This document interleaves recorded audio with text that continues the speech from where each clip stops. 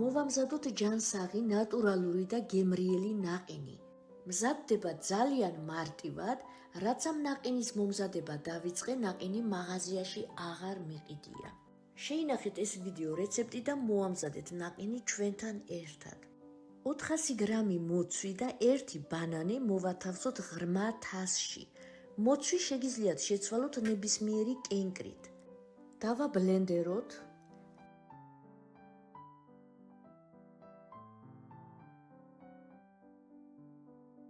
დაბლენდერებული მასა გადავიტანოთ საწურავზე და გავცხრილოთ. დავამატოთ 1 კილა 370 გრამი შესქელებული რძე. სითბო შეგიძლიათ დაამატოთ ნაკლებიც თქვენი გემოვნებით. კარგად შევურიოთ ერთმანეთში და ეს დაბლენდერებული მასა დროებით გადავდგათ გვერდზე.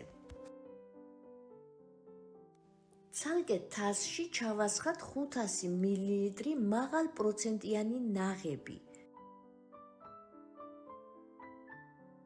გავთქვიფოთ ნაღები გამყარებამდე. ნაღები ასე რომ გამყარდეს, უნდა იყოს 35%-იანი და უფრო მეტიც.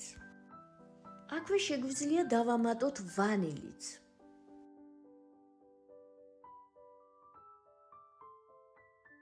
გათქვეფილ ნაღებში ჩავასხათ მოცვის მასა. მოვურიოთ და კარგად შევურიოთ ერთმანეთში. ჩვენი სანაყინე მასა უკვე მზად არის, თუმცა მე დავამატებ 100 გრამ ორად დაჭრილ მოცვებს. შეგიძლიათ დაამატოთ ჟოლოც ან სხვა რომელიმე კენკრა. ეს ნაყინი შეგიძლიათ მოამზადოთ გაყინული კენკრითაც. საბოლოოდ მივიღე ესეთი სანაყინე მასა, კარგად მოვურიოთ და ჩავასხი ფორმაში. დავაფაროთ და შევდგათ საყინულეში.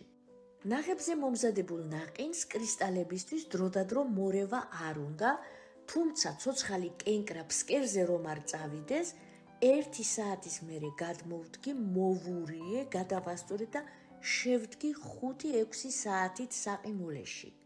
სანამ ჩვენი ნაყინი ცივდება, თქვენ შეგიძლიათ არხი გამოიწეროთ, ვიდეო მოიწონოთ და გააზიაროთ კიდევაც. მე დავტოვე მთელი ღამე, დილით კი გადმოვდგი და დავაგემოვნოთ ჩვენი ცივ-ცივი მოცვის ნაყინი. სასწაული და უგემრიელესი ნაყინი გამოდის.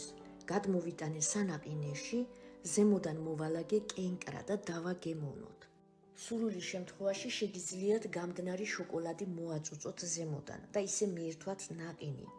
სასწაული ნაყინი გამოდის, მე სხვადასხვა კენკრისგან ვამზადებ და მართლა აღარ ვყიდულობ ნაყინს მაღაზიაში.